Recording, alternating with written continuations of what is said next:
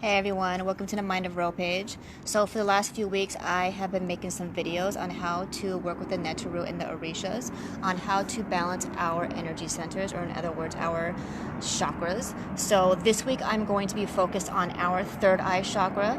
Our third eye is obviously located right here, our third eye area, which is associated with the color indigo or purple, and it's our sixth chakra, and it's actually means what it represents is actually our ability to see the non-physical realm, or to be able to be connected to the non-physical realm. That's what our third eye chakra represents. It's our intuition. So today I'm going to speak about an Orisha that can actually help with our intuition and help open our third eye. So I choose Orunmila, and if anybody is familiar with the Orishas and Orunmila, I'm pretty sure you know why I chose Orunmila. Orunmila. Before I get started, actually, if you love my videos, please subscribe to my YouTube channel at Mind of Ro.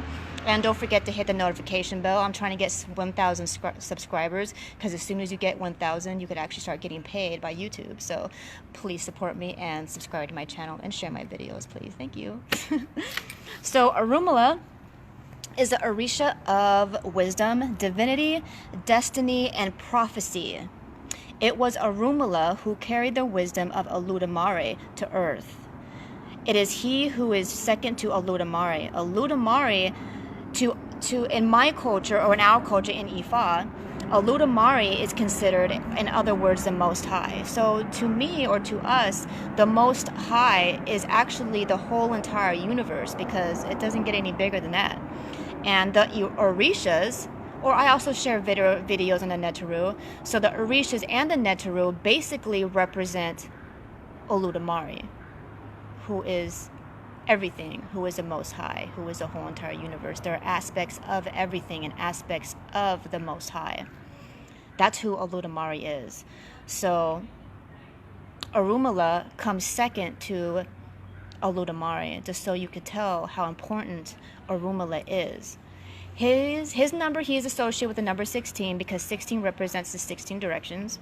His colors are green and yellow, or in some cultures or in some priesthoods, he could be green and brown. His favorite foods are fruit, cake, yams, and grape wine. So the best places to make offers to Orunmila is actually outside in the forest, because that's where a lot of wisdom people could get from meditating in the forest. You get a lot of wisdom out of the forest, and wisdom represents Orunmila. So the best place to make offers to Orunmila is either in the forest, outside, underneath the sky, underneath the universe or the stars, because he represents the messages from the universe. And also places of learning like museums or schools, as in if you want to make offers to Orunmila, you can leave a plate in front of a school or in front of a museum and stuff like that.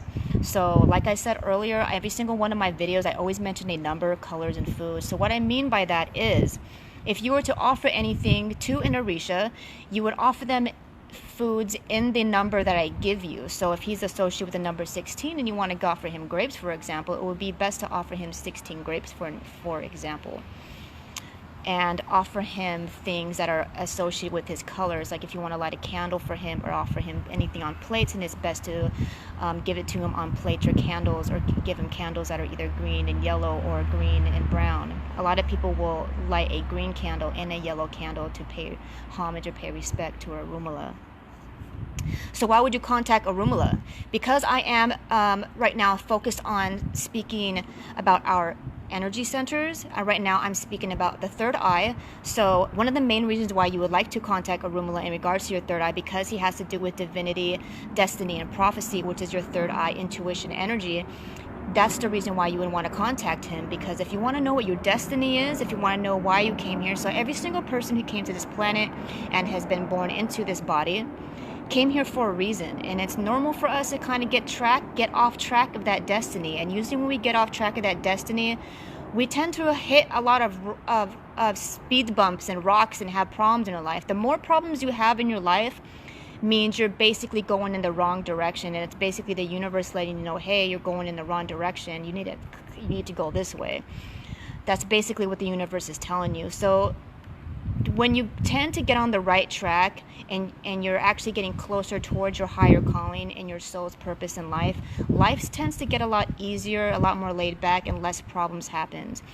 And that's how you know you're on the right track. But sometimes we just don't know. We don't know which way we're supposed to go. So this is why Orunmila is the best Orisha to contact in regards to our destiny, in regards to our calling, or if you want to know about prophecy. There's a lot of prophecies. I'm sure a lot of people who follow me are into prophecies. Sometimes there are just some things on this planet that is part of the prophecy that it is what it is, that will most likely happen within this collective consciousness that we are currently in right now. And in your life right now. Therefore, if you want to know prophecies, then Orunmila would be the Orisha to contact to know, to be able to find out what is about to happen, or where are you supposed to be, and what road should you be, or which way should you go. This is why you want to contact Orunmila. So how do you know Orunmila's around? There's a lot of signs you could get. If you see a lot of his colors, orange and yellow together, or a lot of not orange and yellow, I'm sorry, green and yellow put together, or a lot of green and brown colors put together, and you have an itch to kind of try to find some tools, like divinity tools, like Mary Tarot, or any other tools that want to help you kind of be able to communicate with the other side, that's actually a lot of Orunmila energy. If you were interested in being a medium, if you're interested in not being a medium, but you want to speak to a medium, and you've been really curious about speaking to a psychic and wondering, which way am I supposed to be going, or what am I supposed to do, and you have this itch that you really want to talk to somebody that's in that profession, that actually means Orunmila is around you, and he's actually pushing you to get some answers. That's how you know Orunmila is around. So my personal experience with Orunmila, the first time I met him, he was a little quiet because I was not initiated. The first time I personally meditated on him and personally summoned him so I could get to know his personality, he was a little quiet. But he did push me to learn how to read Kori shells. So there is a way to divine and read Kori shells, and to be able to get answers through Kori shells by throwing Kori shells on the ground. And he basically told me how to use the 4 basic Kori shells. And he also told me to get to know the 16 Kori shells as well. That's my first experience with him. But usually a lot of times, if you were not an initiate, he tends to be a little quiet on you, but he will tell you some things. Here are little warnings about Orunmila, because he is quiet. If you feel an itch or urge to want to speak to him, you have a very high chance of having a calling in doing this type of stuff for a living anyways, because why would you be interested in the first place? So just know, if you were to try to contact Orunmila, he could tend to be very quiet. If he feels disrespected in any way, or if he feels like he's being ignored or being bothered. But he's not a very hot spirit. He could just be a little quiet. He's not as talkative as other Orishas. And you have a very high chance of him trying to push you to be initiated into a priesthood. If you do keep on trying to reach him, he's going to tell you, hey, you need more knowledge, and if you want to get more knowledge, you're going to have to get initiated. You're going to have to associate yourself with other people who have my wisdom already. So that's a very high chance of that happening if you do contact Orunmila. Just to let you know, that's a little warning for you.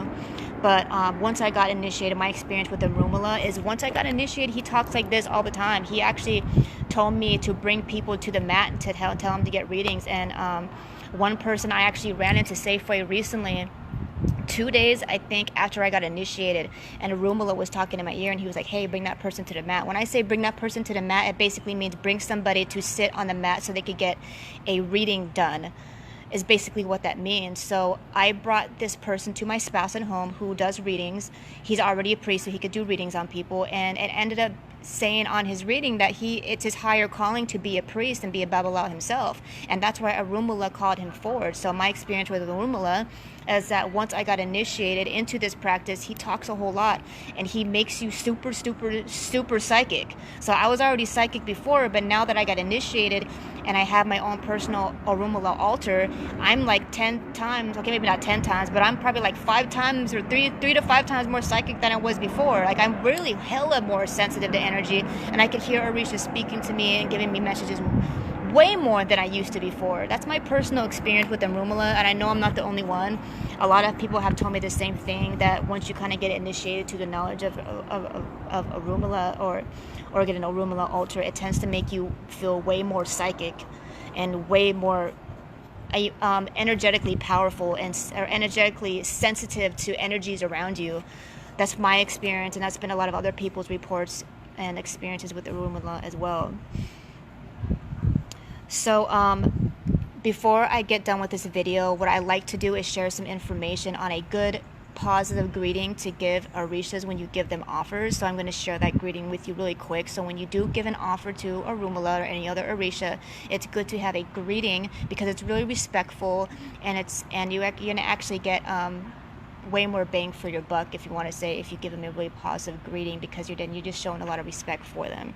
But before I give you this greeting, I'm going to turn the camera around and remind you that I remind everybody every time I do videos like this, if you make any offers to the Orishas and ask for any favors from them, please make sure you're very, very precise about what you want, and then let them know, hey, this is what I would like from you, and then offer them the food that they particularly like. Don't just offer them whatever. Only give them what they like, and only ask of them the type of questions, the type of characteristic that they hold within their energy, because it works better that way. And also to always divine first about what they want. And I'll give video with videos so you know how to divine and be able to ask the other side, would you like this offer? Would you like this? Because you want a particular, you offer them, just give them whatever first, and make sure you always feed Eshu first, because he's the doorkeeper and he is the opener of communication. Therefore, if you want to communicate with an Orisha or make any offers, or make sure that your Orisha you want to give offers to gets the offer, you got to make sure those doors are open. Therefore, you need to make sure you give an offer to Eshu first, and then give an offer to the Orisha you want to give offers to. And I will tag a video with this video so you know how to communicate with Eshu as well. So here is a great greeting you can give to Orunmila when you give him his food. So what you're going to do is go to those locations that I said earlier. Let me repeat. You can either go outside, just under the stars, under the sky, go to the forest, or go to a place of learning, like in front of a museum or a school.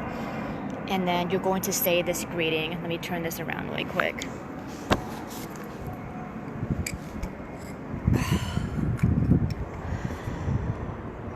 Orunmila, witness of faith, second to Aludamare, more officious than medicine.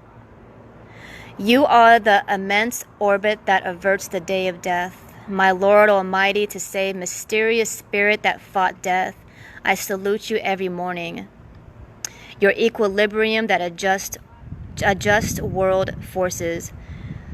You are the one whose exertion it is to reconstruct the creator of bad lot, repairer of ill luck. He who knows you become immortal, Lord, the undeposable King, perfect in the house of wisdom, infinite in knowledge. For in not knowing you in full, we are futile. If we could but know you in full, all would be well with us. Ashe.